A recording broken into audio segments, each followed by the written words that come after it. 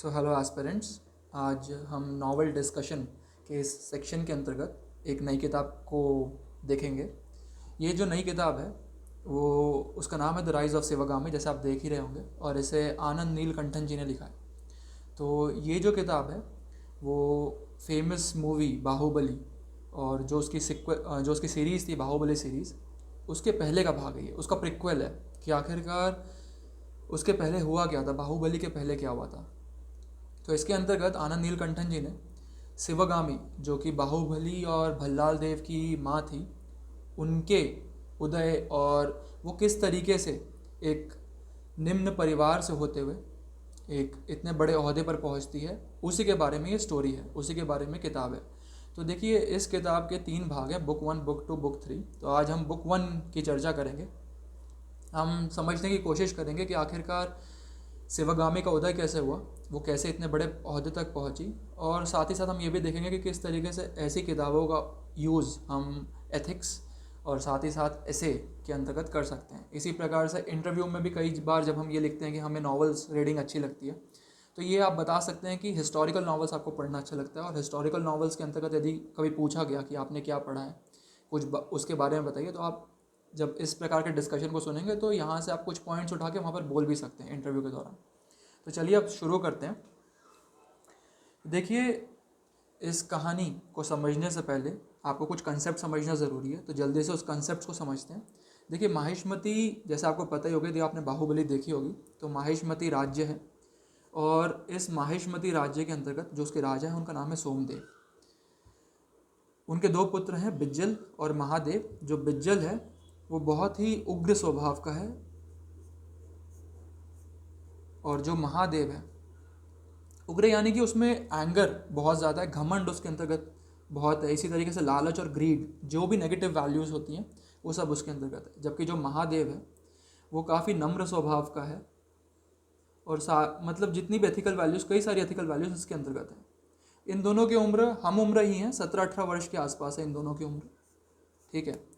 अब एक और कंसेप्ट समझिए यहाँ पर, गौरी पर्वत का। माहिष्मती जो साम्राज्य है उसके लिए गौरी पर्वत बहुत ही प्रमुख है।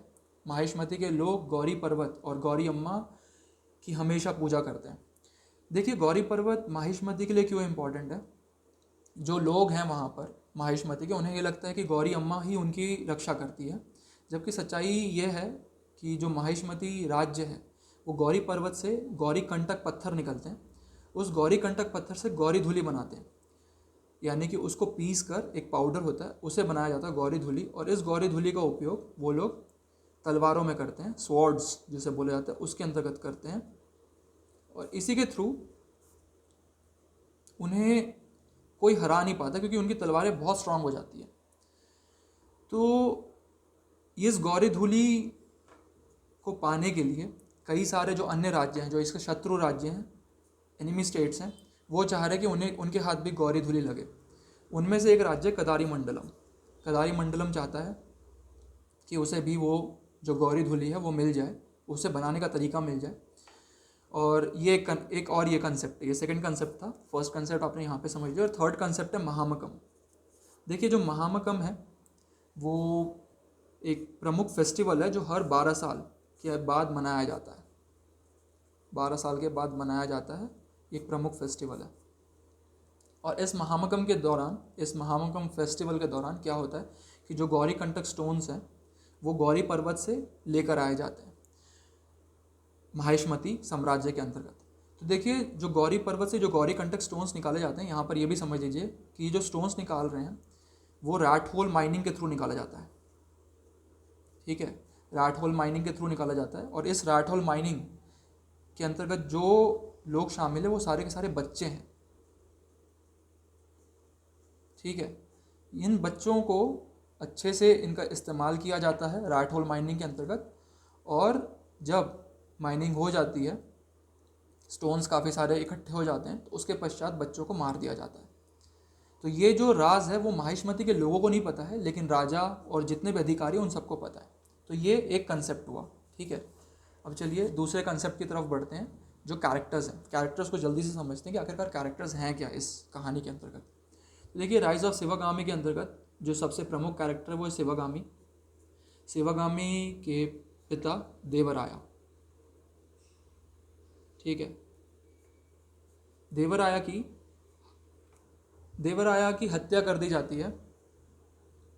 उन्हें देशद्रोही बताया जाता है, उनकी हत्या करवा दी जाती है और हत्या भी बड़े निर्मम तरीके से करवाई जाती है। और शिवगामी चाहती है कि वो अपने पिता की जो मृत्यु है उसका बदला लेगी पूरे माहिष्मती साम्राज्य से। शिवगामी इस वक्त 17 वर्ष की है। 5 वर्ष की जब वो थी तब उसके पिता की हत्या कर दी गई थी साम्राज्य के द्वारा, राजा के द्वारा, राजा सोमदेव के द्वारा। उसने राजा सोमदेव ने उन्हें ट्रेटर या देशद्रोही ठहराया था और उनकी हत्या कर दी थी। थिम्मा एक अन्य कैरेक्टर है जो कि शिवगामी का अंकल है, और जब देवराया की हत्या कर दी जाती है तो ये थिम्मा ही होता है जो शिवगामी को अपने पास रखता है पूरे 12 सालों तक, यानी जब तक शिवगामी 17 की नहीं हो जा रही है तब तक। कटप्पा आप सब जानते होंगे, जिन्होंने बाहुबली देखी होगी, कितना फेमस कैरेक्टर है कटप्पा। कटप्पा का भाई है यहाँ पे शिवप्पा, और उसके पिताजी का नाम है मल्यप्पा। तो मल्यप्पा, कटप्पा, शिवप्पा, ठीक है। राजा सोमदेव से तो आप परिचित हो ही गए हैं। बिज्जल और महादेव 2 पुत्र हैं। और यहाँ पर एक वैठालिका, ये समझ लीजिए एक जाति है जो कि पुनः गौरी पर्वत है। वैठालिकास को ये लगता है कि गौरी पर्वत उनकी संपत्ति है, और जो माहिष्मती साम्राज्य है उन्होंने पूरी तरीके से गौरी पर्वत को बर्बाद कर दिया। जिस तरीके से रैट होल माइनिंग करवाई जाती है और बच्चों का इस्तेमाल किया जाता है और बच्चों को मार दिया जाता है, तो वो चाहते हैं कि वैठालिकास चाहते हैं कि राजा सोमदेव की हत्या कर दी जाए राजा सोमदेव की हत्या, और साथ ही साथ माहिष्मती साम्राज्य का भी अंत कर दिया जाए और पूरी तरीके से गौरी पर्वत पर इन्हीं का नियंत्रण हो। तो इनका जो सम्राट है, या कहिए जो इनका नेता है, वो भुट्टराया है, ठीक है। तो ये कुछ प्रमुख कैरेक्टर्स हैं, मेन कैरेक्टर्स हैं। जो अन्य गौण जिन्हें कहा जाए चरित्र हैं, उनमें परमेश्वर है। परमेश्वर माहिष्मती का प्राइम मिनिस्टर है। स्कंददास डेप्यूटी प्राइम मिनिस्टर है। स्कंददास और परमेश्वर को आप याद रखिएगा क्योंकि ये बहुत इंपॉर्टेंट है। हालांकि इतने भी इंपॉर्टेंट नहीं कि मेन कैरेक्टर्स के अंतर्गत लेकर आया जाए, लेकिन फिर भी इंपॉर्टेंट रोल प्ले किया है। रेवम्मा है, ये हम बाद में देखेंगे कौन है। इसी तरीके से कामाक्षी, गुंडू रामू और केकी और बृहन्नल्ला। केकी और बृहन्नल्ला को याद कर लीजिए। जो केकी और बृहन्नल्ला ये दोनों ही ट्रांसजेंडर हैं और बाद में इन्होंने काफ़ी बड़ी भूमिका अदा की है, ठीक है। तो ये हो गया कैरेक्टर्स के अंतर्गत का डिस्क्रिप्शन। तो चलिए अब स्टोरी की शुरुआत करते हैं कि स्टोरी होती क्या है आखिरकार राइज ऑफ शिवगामी में। देखिए, इस कहानी के अंतर्गत कहानी की शुरुआत हो रही है शिवगामी से ही। शिवगामी को ये पता चला है उसके एक सर्वेंट के द्वारा कि शिवगामी को उसके एक सर्वेंट के द्वारा ये चीज़ पता चली है कि उसके पिता ने जिनकी हत्या करवा दी गई थी, उन्होंने, शिवगामी अब इस स्टोरी में 17 साल की है और वहीं से कहानी शुरू हो रही है। यह दर्शाया जाता है कि शिवगामी को उसके एक सर्वेंट से पता चला है कि उसके पिता ने उसके लिए किताब छोड़ी हुई है और वो उसके घर में है, पुराने घर में, जिसे माहिष्मती साम्राज्य ने बंद करवा दिया था जब उसके पिता को देशद्रोही करार दिया गया और उनकी हत्या करवा दी गई। तो शिवगामी उस किताब को लेने जाती है और अपने घर से, जो कि बंद था, वहाँ से वो किताब या बुक ले लेती है और वापस आ जाती है, ठीक है। अगले दिन थिम्मा जो है, उसका अंकल जो है, जिसके साथ शिवगामी 12 साल रही है, थिम्मा शिवगामी को लेकर जा रहा होता है ताकि उसे रॉयल ऑर्फनेज यानी कि जो अनाथालय है वहाँ पर डाल सके। शिवगामी समझ नहीं पाती कि उसके अंकल ऐसा कर क्यों रहे हैं, लेकिन थिम्मा कहता है कि तुम इसे बहुत जल्द समझ जाओगी, ये तुम्हारे आगे के डेवलपमेंट के लिए बहुत ज़रूरी है कि तुम अब जाकर रॉयल ऑर्फनेज में रहो। तो जब थिम्मा शिवगामी को लेकर जा रहा होता है, थिम्मा की एक बेटी भी है, अखिला आप ये मान लीजिए 5 वर्ष की है अखिला। और अखिला का एक शौक़ है कि वो स्टोन्स कलेक्टर है, उसे अलग अलग रंग के स्टोन्स कलेक्ट करने में बहुत मज़ा आता है। तो आप ये समझ लीजिए वो स्टोन्स कलेक्टर है। अब क्या होता है, थिम्मा जा रहा है शिवगामी और अखिला को लेकर रॉयल ऑर्फनेज की तरफ ताकि शिवगामी को छोड़ा जा सके। अगले ही क्षण ये दिखाया जाता है कि जो ये 3 अन्य कैरेक्टर्स हैं, प्रमुख तो नहीं कहूँगा, अन्य कैरेक्टर्स हैं, पट्टराया, रुद्र प्रताप और रूपका। ये जो 3 कैरेक्टर्स हैं वो सम्राट है उन्हीं के लिए कार्य करते हैं, एडमिनिस्ट्रेटर्स ही हैं ये सब तीनों के तीनों। लेकिन ये एडमिनिस्ट्रेटर्स करप्ट एडमिनिस्ट्रेटर्स हैं। ये चाहते हैं कि गौरी धूली जो है, करप्ट एडमिनिस्ट्रेटर्स हैं, गौरी धूली ये चाह रहे हैं कि इन्हें मिल जाए और इसके पश्चात ये जो इनके एनिमी स्टेट है, इसका जो एनिमी स्टेट है माहिष्मती का, उसे बेच सके। और ये प्रयास करते हैं और इन्हें गौरी धूली बनाने के लिए जो एक स्लेव होता है वो मिल जाता है और वो तैयार है कि वो दूसरे राज्य में जाकर गौरी धूली का निर्माण कर देगा। गौरी कंटक स्टोन्स उनके पास है ऑलरेडी, ठीक है। लेकिन क्या होता है, यहीं पर ये स्लेव अब मना कर देता है कि भैया मैं तो जाने नहीं वाला, चाहे कुछ भी कर लो, जब तक मेरा परिवार साथ में नहीं जाएगा। ये उसे मनाने की कोशिश करते हैं कि भाई तू एक काम करना, तू जब उस राज्य में जाएगा तो तेरा नया विवाह करवा देंगे। लेकिन स्लेव मानने के लिए तैयार नहीं है। वो बोलता है कि नहीं, मुझे मेरा परिवार साथ में चाहिए। तो इसके पश्चात क्या होता है, इन सब में हड़प होती है और ये तीनों के तीनों स्लेव को मारने लगते हैं। लेकिन स्लेव वहाँ से भाग जाता है और भागकर जब ये भागता रहता है तो जो ये तीनों होते हैं ये क्या करते हैं कि इसके पीछे सैनिक लगाते हैं, ठीक है। अब ये भाग रहा है, सैनिक इसके पीछे हैं और रास्ते में जो ये है थिम्मा और शिवागामी अकेला को जो लेके जा रहा है, तो ये स्लेव इन्हें मिल जाता है, टकरा जाता है इनसे। और इसके पीछे एक सैनिक और है, वो भी इनसे टकरा जाता है। तो जब स्लेव टकराता है तो उसके पास जो गौरी कंटक स्टोन्स होते हैं वो गिर जाते हैं नीचे, ठीक है। गौरी कंटक पत्थर जो हैं वो नीचे गिर गए हैं और जो सैनिक है उसने तो इसे मार दिया। किसको मार दिया? जो स्लेव है उसे मार दिया है, स्लेव को मार दिया है। और अब वो गौरी कंटक स्टोन्स जो हैं वो अखिला उठा लेती है, ठीक है। अखिला उठा लेती है, अपने पास रख लेती है। लेकिन जो ये है सैनिक है वो देख लेता है। सैनिक आगे बढ़ता रहता है, तब तक थिम्मा आता है और थिम्मा क्या करता है, थिम्मा सैनिक को मार देता है। गौरी कंटक स्टोन्स अब इसके पास है, लेकिन थिम्मा को ये चीज़ नहीं पता कि गौरी कंटक स्टोन्स अखिला ने उठा लिए हैं, ठीक है। अब क्या होता है, थिम्मा लेके जाता है शिवागामी को परमेश्वर के पास। परमेश्वर कौन है? Prime minister. अभी हमने देखा था थोड़ी देर पहले, परमेश्वर है प्राइम मिनिस्टर, ठीक है। तो थिम्मा जाता है परमेश्वर के पास और परमेश्वर से कहता है कि शिवागामी को प्लीज़ आप रॉयल ऑर्फनेज में रख लीजिए।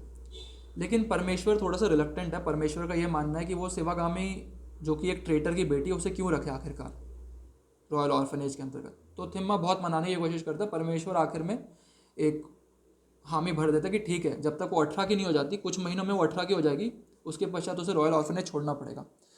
तो थिम्मा मान जाता है कि ठीक है, जब तक शिवागामी 18 की नहीं हो जाती तब तक तो एटलीस्ट आप रख लीजिए। तो परमेश्वर ने हामी भर दी है। रॉयल ऑर्फनेज में शिवागामी को भेज दिया जाता है। अब शिवागामी क्या है, इस रॉयल ऑर्फनेज में जाती है, इसकी जो हेड है वो है रेवम्मा, ठीक है। रेवम्मा शिवागामी से काफ़ी चिढ़ती है, शिवागामी को काफ़ी प्रताड़ित भी करती है। यहाँ के जो बच्चे हैं वो भी काफ़ी शिवागामी को प्रताड़ित करते हैं, लेकिन शिवागामी काफ़ी लड़ती है और उन्हें हराती है। लड़कों को विशेषकर हरा देती है लड़ाई में। तो लड़कों को लगता है कि कहीं ना कहीं ये शिवागामी जो है उसमें जादुई शक्ति है, उसे वो चुड़ैल कह के बुलाते हैं। और लड़कों को ये भी पता चल जाता है कि उसके पास एक किताब है। ये किताब कौन सी होती है? जो उसके पिता की होती है। ये जो किताब होती है शिवागामी उसे पढ़ नहीं पाती, क्योंकि वो जो किताब है वो बहुत ही पुरानी लैंग्वेज में या पुरानी भाषा में लिखी रहती है, ठीक है। तो शिवागामी उसे पढ़ नहीं पाती। शिवागामी चाहती है कि कोई उस किताब को पढ़ दे। तो क्या होता है कि इस रॉयल ऑर्फनेज में कामाक्षी उसकी एक दोस्त बनती है और गुंडू रामू जो 10 वर्ष का है वो भी उसका एक दोस्त बनता है। गुंडू रामू इस किताब को देखकर बता देता है कि जो किताब है जिस भाषा में लिखी है उसे पैसाची कहा जाता है, पैसाची भाषा है वो। लेकिन गुंडू रामू को भी ये पढ़ना नहीं आता है कि आखिरकार ये भाषा है क्या। उसे ये तो पता है भाषा क्या है, लेकिन उसे पढ़ना नहीं आता है, ठीक है। तो ये यहीं पर समाप्त हो जाती है चीज़ कि ठीक है, आखिरकार उसे पता तो चल गया शिवागामी को कि किताब किस भाषा में लिखी है। लेकिन रेवम्मा ये सब चीज़ें देख लेती है। रेवम्मा बोलती है कि किताब मुझे दे दो। रेवम्मा उसे किताब छीन लेती है और रेवम्मा बोलती है कि अब मैं जाकर प्राइम मिनिस्टर से कंप्लेंट करूँगी। अब इस बीच क्या होता है कि जो थिम्मा है उसे ये चीज़ पता है कि आखिरकार जो गौरी कंटक स्टोन्स होते हैं या पत्थर होते हैं उसे कैसे निकाला जाता है। रैट होल माइनिंग होती है, बच्चों को मार दिया जाता है और थिम्मा इससे बहुत परेशान है। थिम्मा परमेश्वर के पास जाके कंप्लेंट करता है इस चीज़ की। परमेश्वर उसे मनाने की कोशिश करता है, लेकिन थिम्मा बोलता है कि क्या आप अपने पोते को भेज सकते हो इस तरीके से गौरीकंटक स्टोन्स या गौरीकंटक पत्थर निकालने के लिए और फिर उसके पश्चात उसकी हत्या कर दो। तो परमेश्वर ये सुनकर बहुत हिल जाता है। परमेश्वर का जैसे मानो कि ज़मीर जो होता है वो जाग गया। परमेश्वर अब क्या करता है, वो रिज़ाइन कर देता है प्राइम मिनिस्टर की पोस्ट से, और स्कंददास जो है अब वो बन जाता है प्राइम मिनिस्टर। स्कंददास आप ये समझिए कि बहुत ही छोटे घराने से आया है, बहुत ही निम्न घराने से आया है और अपनी मेहनत से ही बढ़ा है आगे तक, और अब वो आज प्राइम मिनिस्टर की पोस्ट पर पहुंच गया है। बहुत एथिकल, बहुत इंटीग्रिटी, ऑनेस्टी जो वैल्यूज़ हैं वो इसके अंतर्गत है। स्कंददास एकदम एक अपराइट ऑफिसर है, अपराइट एडमिनिस्ट्रेटर जैसे बोलते हैं, एक बहुत ही बेहतरीन प्रशासक है स्कंददास। ठीक है, तो अब क्या होता है, रेवम्मा जो है, अब आप यहाँ पर आइए, रेवम्मा जो जिसने शिवगामी से उसकी किताब छीन ली है वो स्कंददास के पास जाती है, क्योंकि स्कंददास अब एक प्राइम मिनिस्टर है। स्कंददास के पास जाती है, स्कंददास को दिखाती है कि देखिए इसके पास ऐसी किताब है जिससे बच्चे बोल रहे हैं कि वो एक चुड़ैल है, यानी कि शिवगामी एक चुड़ैल है। आप प्लीज़ इस किताब को देखिए, आप किताब को समझिए कि इस किताब में कुछ कहीं कोई ऐसी वैसी चीज़ तो नहीं लिखी है। तो स्कंददास उस किताब को पढ़ता है। स्कंददास समझ जाता है कि उस किताब में क्या है। स्कंददास को पैसाची जो भाषा वो पढ़ने आती है, तो स्कंददास अपने पास वो किताब को रख लेता है। स्कंददास केवल ये बोलता है कि इस किताब में कुछ नहीं, आप लोग अब जाइए यहाँ से, और स्कंददास उन्हें भेज देता है। लेकिन स्कंददास ये बोल के भेजता है शिवगामी को कि वो एक दिन शिवगामी को ज़रूर बुलाएगा अपने पास इस किताब को डिस्कस करने के लिए। और वो एक दिन आ जाता है, शिवगामी को वो स्कंददास बुला लेता है और स्कंददास बोलता है कि ये जो किताब है, स्कंददास को ये चीज़ पता है कि शिवगामी के जो पिता थे उन्हें ट्रेटर बोला गया था, यानी कि देशद्रोही बोला गया था, और इसलिए उनकी हत्या कर दी गई थी। तो स्कंददास बोलता है कि तुम्हारे पास ये किताब कैसे आई? तो उसकी शिवगामी बोलती है मेरे पिता की किताब है। तो स्कंददास बोलता है कि नहीं, ये तुम्हारे पिता की किताब नहीं है और तुम इस किताब को भूल जाओ, यह है राज्य की संपत्ति, और यदि तुमने इसे पाने की कोशिश की तो तुम्हें मार दिया जाएगा, इसलिए बेहतर होगा कि तुम माहिष्मति को छोड़कर चले जाओ। लेकिन शिवगामी ने प्रतिज्ञा ली हुई है कि चाहे कुछ भी हो जाए वो पूरे माहिष्मति साम्राज्य को बर्बाद कर देगी, माहिष्मति साम्राज्य से बदला लेना है और साथ ही साथ राजा सोमदेव को मारना है।